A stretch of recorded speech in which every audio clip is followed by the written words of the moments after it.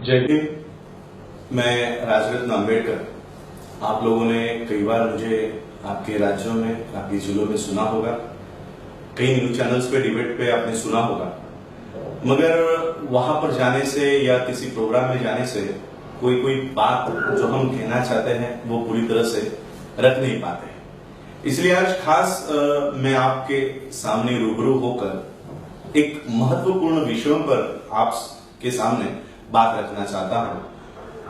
हम लोगों ने आज तक अलग अलग माध्यमों से, अलग अलग संस्थाओं से इस देश में ये सुना होगा कि इस देश का संविधान खतरे में है। मैं भी 2015 से इसी बात का प्रचार कर रहा हूं कि इस देश का संविधान धीरे धीरे नष्ट कर रहे हैं, और इसके सबूत आज मैं आपके सामने रखने के लिए खास मुझे उत्तर प्रदेश, हरियाणा, पंजाब, उत्तराखंड, तेलंगाना के लोगों ने ये गुजारिश की है कि इस बारे में आप एक वीडियो रिलीज करें, और उसी के रिक्वेस्ट पे मैं आज ये वीडियो रिलीज कर रहा हूं। तो सबसे पहले जो बातें मैं आपके सामने रखना चाहता हूं वो ये है कि इस देश का जो संविधान है, भारतीय संविधान, इसके एक एक आर्टिकल्स ये आज बीजेपी गवर्नमेंट के माध्यम से खत्म कर दिए गए हैं। आज बीजेपी गवर्नमेंट के माध्यम से, आरएसएस के माध्यम से देश के संविधान को जो खतरा मंडरा रहा है, इनके मिनिस्टर्स, कैबिनेट मिनिस्टर्स खुद ये स्टेटमेंट कर रहे हैं। जैसे आनंद हेगड़े जी का स्टेटमेंट अगर आप सुनते हो तो आनंद हेगड़े कहते हैं कि हम सत्ता में इस देश का संविधान बदलने के लिए ही आए हैं। तो ये लोग जो स्टेटमेंट कर रहे हैं ये कहीं और से नहीं आ रहा, बल्कि इन लोगों ने इस देश के संविधान को हटाने की पूरी कोशिश शुरू कर दी गई है। मनोहर लाल खट्टर इन्होंने यहां तक की स्टेटमेंट कर दी है कि राज्यसभा में उनकी कुछ सीटें अवश्य कम है, और जैसे ही वो बढ़ेंगे हम इस देश के संविधान को खत्म कर देंगे, हटा देंगे। और इस बात के मेरे पास सबूत है। महाराष्ट्र के सीएम देवेंद्र फडणवीस, इन्होंने आरएसएस के एक सभा में वहां पर एक स्टेटमेंट किया है कि इस देश में राज्य सत्ता के ऊपर धर्म सत्ता होनी चाहिए। और इस बात का सबूत मैं आज आपको देना चाहूंगा कि आज भी मध्य प्रदेश के गवर्नमेंट ने 5 धार्मिक बाबाओं को राज्य मंत्री का दर्जा, राज्य मंत्री का पद वहां पर दे दिया है। और मैं भारत के संविधान जो बाबा साहब अम्बेडकर द्वारा निर्माण किया गया है ये भी आपके सामने रख रहा हूं, और जो बीजेपी ने तैयार किया हुआ है भारत का संविधान वो भी आपके सामने रख रहा हूं। यानी ये लोग जो कह रहे हैं कि हम इस देश के संविधान को बदल देंगे, ये उससे भी आगे जा चुके हैं। इन्होंने भारत के भावी संविधान का मसौदा तक तैयार कर रखा है, और इसके ऊपर इस देश के लोगों के मत प्रवाह मांगे जा रहे हैं। और ये जो स्टेटमेंट्स ये सारे मंत्री कर रहे हैं ये कहीं और से नहीं, इसी संविधान में से कर रहे हैं। इस संविधान का जो प्रिएम्बल है, जो बीजेपी ने, आरएसएस ने बनाया है, वो कहता है We the people of India, we the people of Bharat, having solemnly resolved to constitute Bharat into a sovereign democratic republic and to secure all its citizens security from internal and external enemies. तो ये security का मुद्दा preamble में डाल दिया है। ये मुद्दा कहां से आया, और इसमें इंटरनल एनिमीज कौन है? तो इंटरनल एनिमीज इस देश में अगर कोई इनके नजर में हो तो वो इस देश के मुस्लिम, शेड्यूल कास्ट, शेड्यूल ट्राइब्स, ये इस देश के एनिमीज है। इस तरह से इन लोगों ने काम शुरू कर दिया है। और जो बाबाओं को मंत्री बनाने का काम जो इस सरकार के माध्यम से चल रहा है वो कहां से हो रहा है वो आपको मैं बताना चाहूंगा।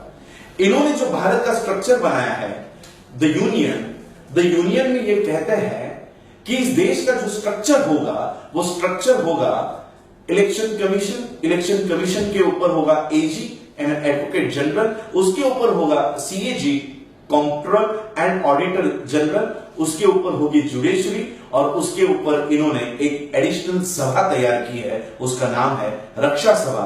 और रक्षा सभा के ऊपर हमारी लोकसभा, और लोकसभा के ऊपर और एक सभा इन्होंने निर्माण की है, उसका नाम है गुरु सभा। और इस गुरु सभा में और रक्षा सभा में इस देश के शंकराचार्य जाकर बैठेंगे और ये तय करेंगे इस देश का कानून क्या हो। और ये आने वाले समय में फिर से इस देश में मनुस्मृति लागू करने का काम कर रही है। और इन्होंने उस तरह से सारे एक करके काम शुरू कर दिए हैं। इस देश के संविधान को हटाने के लिए अगर संसद में कोई पहल होती है तो इस देश के लोग, भारत के लोग संसद को घेर सकते हैं। और इसीलिए इन्होंने इस देश के संविधान को हटाने का काम देश के संसद के माध्यम से नहीं तो देश के सुप्रीम कोर्ट ऑफ इंडिया के माध्यम से शुरू कर दिया है। अभी फिलहाल 20 मार्च 2018 को इन्होंने एट्रोसिटी एक्ट नजदीक में करीब इन्होंने खत्म कर दिया है। इसका जो मेन बॉडी होती है उसी को इन्होंने नष्ट कर दिया है अभी एट्रोसिटी एक्ट में, और बाकी के जो FIR है उसमें और इसमें कोई भी फर्क नहीं है। और इसलिए जो काम बीजेपी खुद उनके सांसदों के माध्यम से नहीं कर पा रही है वो उन्होंने नियुक्त किए गए चीफ जस्टिस ऑफ इंडिया के माध्यम से कर रही है। और इसके सारे प्रूफ हमारे पास है। बीजेपी ने अभी 12 मार्च 2018 को एक बिल पास किया है। बिल यानी कानून बनाया है। इस मेंबर ऑफ पार्लियामेंट के इन सारे मेंबर्स ने एक कानून बनाया है। इस 30 मिनट में एक कानून पास हुआ है, कोई भी डिस्कशन नहीं, कोई भी डिबेट नहीं, और उसको पास कर दिया है। और इन्होंने ये फाइनेंस बिल 2018 बनाया है और इसमें करीब 220 अमेंडमेंट्स है। 220 अमेंडमेंट 30 मिनट्स में इन्होंने ये कानून बनाया है जो लागू हो गया है। और ये कानून कहता है कि आइंदा से इसके आगे भारत में किसी भी पार्टी को भारत के बाहर से पैसे स्वीकारने की अनुमति है। पहले FCRA एक्ट के अनुसार भारत के किसी भी पॉलिटिकल पार्टी को बाहर से फंड लेने की अनुमति नहीं थी, लेकिन बीजेपी ने ये कानून 1976 से लागू कर दिया है। यानी आज तक इस देश में जो कानून बनते हैं वो जिस दिन से लागू होते हैं वो आने वाले पीरियड के लिए लागू होते हैं, मगर पहला ऐसा कानून बना है जो 1976 से इस देश में लागू कर रहे हैं। और ये FCRA एक्ट में जो बदलाव इन्होंने किए हैं वो इसलिए किए हैं कि जितने भी पैसे आज इस देश से बाहर जा रहे हैं, नीरव मोदी हो, ललित मोदी हो, चौकसी हो, और ये सारे जो लोग पैसे लेकर जो बाहर जा रहे हैं, ये प्रायोजित कार्यक्रम इस देश में शुरू है। और ये सारे सरकार के माध्यम से ये सारा बड़ा अमाउंट भारत के बाहर भेजा जा रहा है। और सिर्फ नीरव मोदी की जो अमाउंट अगर आप लोग कैलकुलेट करते हो तो 11,000 करोड़ रुपए नीरव मोदी बाहर लेकर गए हैं। और इसमें खुद भारत के सरकार द्वारा इनको हेल्प मदद करके बाहर पहुंचाने की व्यवस्था कर रहे हैं। ये सारा पैसा 2019 में भारत में लाया जाएगा और बीजेपी को इस पार्टी को दिया जाएगा ताकि ये आने वाले इलेक्शंस में फिर से जीत सके। ये सारा इस देश में कानून जो बना रहे हैं ये बाबा साहब ने तैयार किए हुए संविधान को हटाने के लिए ये काउंटर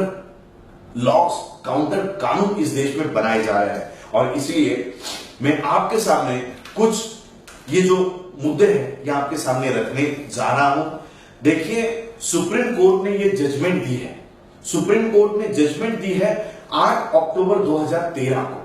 8 अक्टूबर 2013 को supreme court election commission of India को कहती है कि इस देश में अगर आपको वोट्स लेने हैं, भारत के लोगों के वोट्स लेने हैं, तो आपको उनको ऑडिट देना होगा, आपको उनको सबूत देना होगा कि भारतीयों ने जिनको वोट दिए हैं उनको वो वोट उस पार्टी को, उस उम्मीदवार को मिले हैं कि नहीं, इसका सबूत उनको देना होगा। आज इलेक्शन कमीशन ऑफ इंडिया कहती है कि ठीक है, हम 2019 में सभी वोटर्स को पेपर ट्रेल यानी पेपर की रिसीट देंगे, वो फाड़कर बैलेट बॉक्स में डालेंगे, लेकिन हम उसकी काउंटिंग नहीं करेंगे। ये इलेक्शन कमीशन ऑफ इंडिया कह रही है। यानी पेपर ट्रेल लागू होने के बावजूद वो काउंटिंग ईवीएम मशीन से ही करेगी, पेपर वाले पर्चियों की काउंटिंग नहीं करेगी। और यहां पर सुप्रीम कोर्ट सीधा कह रहा है कि अगर इस उम्मीदवार, कोई भी उम्मीदवार अगर अपील करता है कि मेरा ईवीएम में पड़े हुए वोट्स पर मेरा भरोसा नहीं है, मुझे बैलेट पेपर्स यानी जो बैलेट बॉक्स में जो पेपर ट्रेल पड़े हैं उसकी काउंटिंग करनी है, तो ये सुप्रीम कोर्ट खुद उसमें कह रहा है कि ये उम्मीदवार मांग कर सकता है। लेकिन आज इलेक्शन कमीशन कह रहा है कि हम पेपर की काउंटिंग नहीं करेंगे।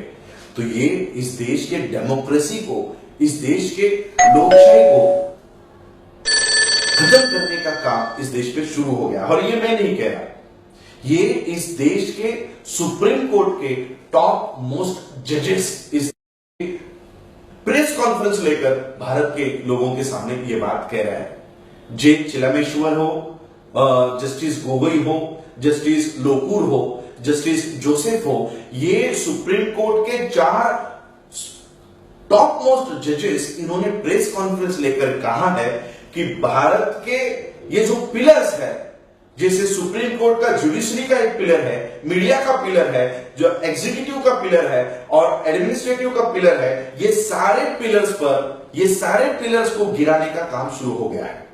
आज फिर से जस्टिस चिलामेश्वर जी ने एक प्रेस कॉन्फ्रेंस में कहा है कि भारत सरकार जुडिशरी में अपना इंटरफेरेंस बढ़ा रही है। यानी सुप्रीम कोर्ट बीजेपी की तारीफ कर रही है और बीजेपी अपने काम सुप्रीम कोर्ट के माध्यम से करा रही है। अभी SC/ST का जो एक्ट है वो 20 मार्च को रद्द कर दिया गया है। ये काम सुप्रीम कोर्ट का नहीं है। सुप्रीम कोर्ट का काम इस देश के सांसदों ने बनाए हुए कानून को हटाने का काम नहीं है। हम लोगों ने जो मेंबर ऑफ पार्लियामेंट्स चुने हैं, 543 मेंबर ऑफ पार्लियामेंट्स, अनेक दिन इन्होंने लगाए होंगे, कई दिन इन्होंने बहस की होगी, तब जाकर एट्रोसिटी का कानून इस देश में बना होगा। वो राज्यसभा में गया होगा और राज्यसभा में वो पास हुआ होगा। इतनी लंबी प्रोसेस के बाद एट्रोसिटी एक्ट इस देश में बना है, मगर उस एट्रोसिटी एक्ट को एक ही दिन में हटाने का काम सुप्रीम कोर्ट करती है।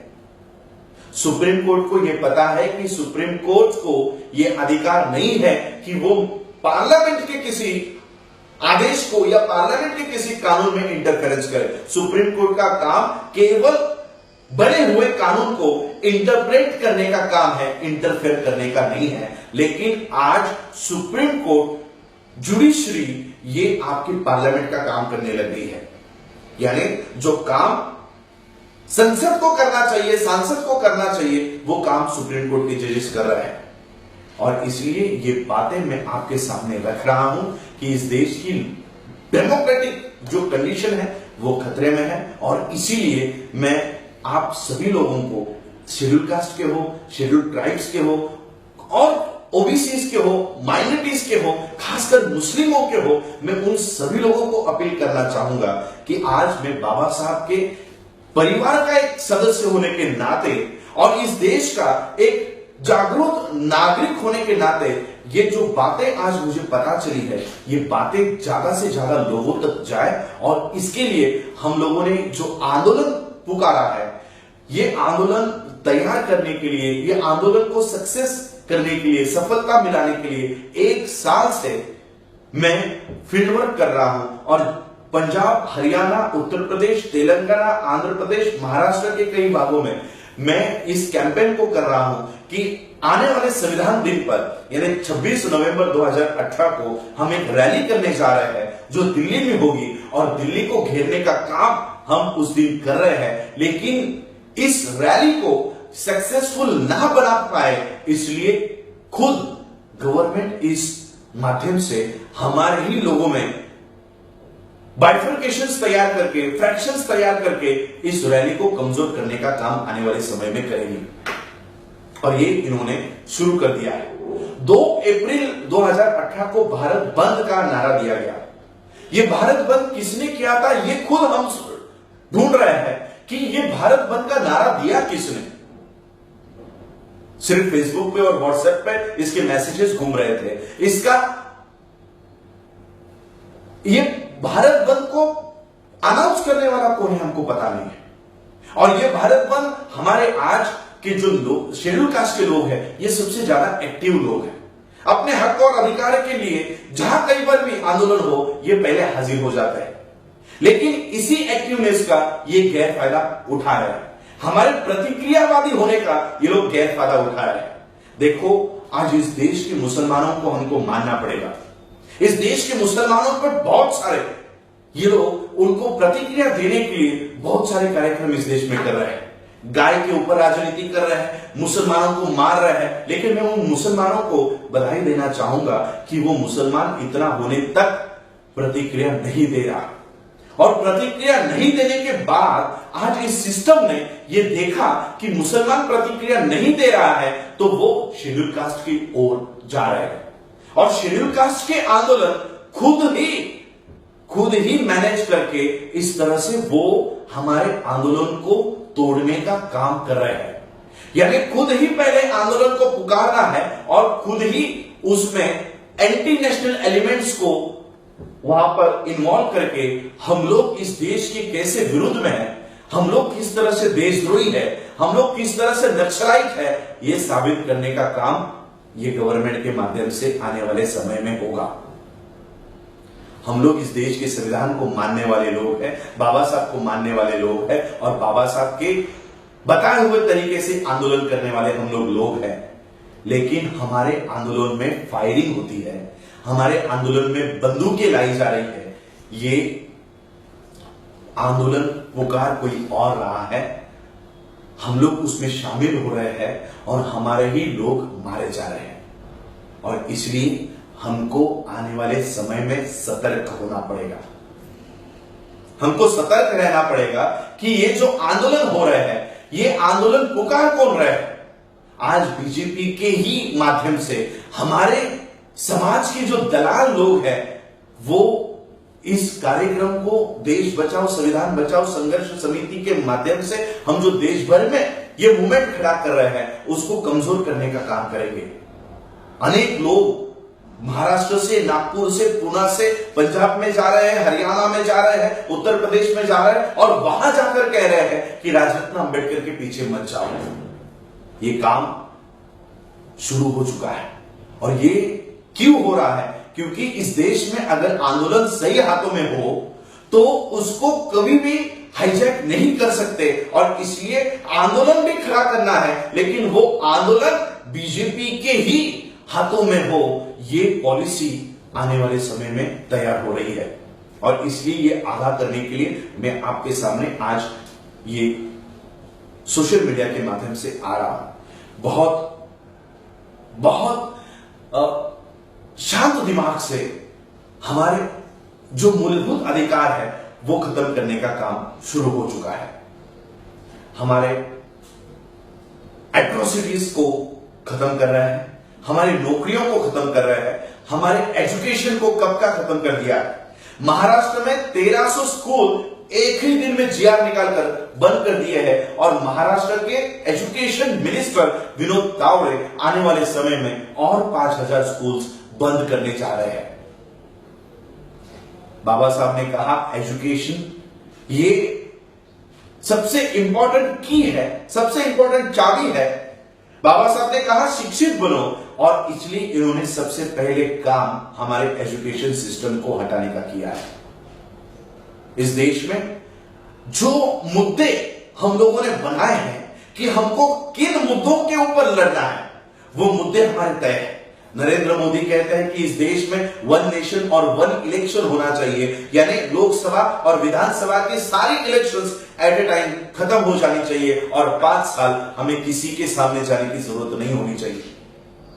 मैं इस देश में कहना चाहूंगा, इस देश में 1 नेशन 1 इलेक्शन की जरूरत नहीं, 1 नेशन और 1 एजुकेशन होने की ज्यादा जरूरत है।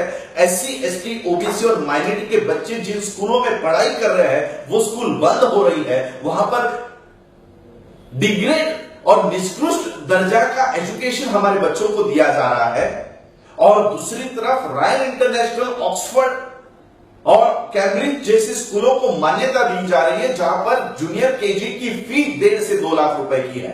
वहां पर SC, ST, OBC माइनॉरिटी का कोई बच्चा एजुकेट नहीं हो सकता। वहां के स्कूलों को मान्यता दे रहे हैं, और इसलिए हम लोगों ने कुछ मुद्दे बनाए हैं, जैसे इस देश में समान और गुणवत्ता का शिक्षा का कानून हो। इस देश में ईवीएम मशीन के माध्यम से अगर आप वोट लेना चाहते हो तो ठीक है, आप ईवीएम मशीन के माध्यम से वोट लो, लेकिन काउंटिंग ईवीएम मशीन की नहीं, पेपर ट्रेल की होनी चाहिए। ये मुद्दे बनाए हैं, आरक्षण का मुद्दा बनाया है। तो ये सारे मांगों को लेकर 26 नवंबर 2018 को दिल्ली के रामलीला मैदान पर हम लोग बहुत बड़ी रैली करने जा रहे हैं और तब तक उस दिल्ली से हम लोग नहीं हटने वाले जब तक हमारी मांगों को ये सरकार पूरा नहीं करती। और इसलिए ये सारा जो आंदोलन हम लोग खड़ा कर रहे हैं, ये इसको डाइवर्ट करने का काम इस देश में शुरू हो चुका है। और ये कुछ प्रूफ मेरे पास मिले हैं। ये सुप्रीम कोर्ट के जज कहते हैं कि इस देश की प्रजातंत्र लोकशाही पद्धति जो है वो खतरे में है और ये टॉप मोस्ट जजेस ये सारा काम कर रहे हैं। हम केवल नरेंद्र मोदी के या राहुल गांधी की टीवी पे के भाषण देख रहे हैं। हमको नरेंद्र मोदी के या राहुल गांधी के टीवी पर के भाषण देखने की बजाय ये पार्लियामेंट में क्या कानून बना रहे हैं वहां पर हमको ध्यान देना ज्यादा जरूरी है। और ये पार्लियामेंट के कानून मेरे हाथ में है। ये संविधान बनाकर रखा है, ये फाइनेंस बिल बनाकर रखा है और इस तरह से कई सारे कानून इन्होंने जो बनाए हैं, इस देश के संविधान को हटाने का काम इस देश में शुरू हो चुका है। और इसलिए अगर हम लोग इस देश में आज भी शेड्यूल कास्ट के लोग हो, शेड्यूल ट्राइब के हो, माइनॉरिटीज के हो, मैं मुस्लिम लोगों से अपील करना चाहूंगा कि बाबा साहब अंबेडकर जी को इस देश का संविधान बनाने के लिए उस समय के मुसलमानों ने जिस तरह से मदद की थी, बाबा साहब को पश्चिम बंगाल से इस संविधान सभा पर भेजने का काम इस देश के मुसलमानों ने किया। आज वही बाबा साहब के परिवार से थर्ड जनरेशन से एक बंदा अगर इस देश के संविधान को बचाने के लिए आगे आ रहा है तो इस देश के मुसलमानों ने मुझे साथ जरूर देनी चाहिए। यह अपील भी मैं उनसे करूंगा और शेड्यूल कास्ट के लोगों को कहूंगा कि कोई भी आंदोलन हो, इसको प्रॉपरली स्टडी करके हमको उसमें उतरना है। हमारे लोगों को नक्सलाइट्स घोषित करके, हमारे लोगों को आतंकवादी घोषित करके और हमारे आंदोलन में घुसपैठ करके ये लोग हमारे आंदोलन को डाइवर्ट करने की कोशिश करेंगे। इसलिए आज मैं ये वीडियो से आपको यही बताने के लिए आपके सामने रूबरू हुआ हूं कि बहुत बड़े पैमाने पर काउंटर काम शुरू हो चुका है। हम लोगों को इनकी छोटी छोटी जो गतिविधियां हैं इनके ऊपर ध्यान रखना होगा। आने वाले समय में मैं आपसे और कुछ महत्वपूर्ण बातें आपके सामने लेकर आऊंगा। तब तक के लिए आपसे विदा चाहता हूं। जय भीम, जय भारत, जय बुद्ध। जय भीम मूल निवासी, जय भीम, जय मूल निवासी, जय भारत, जय संविधान।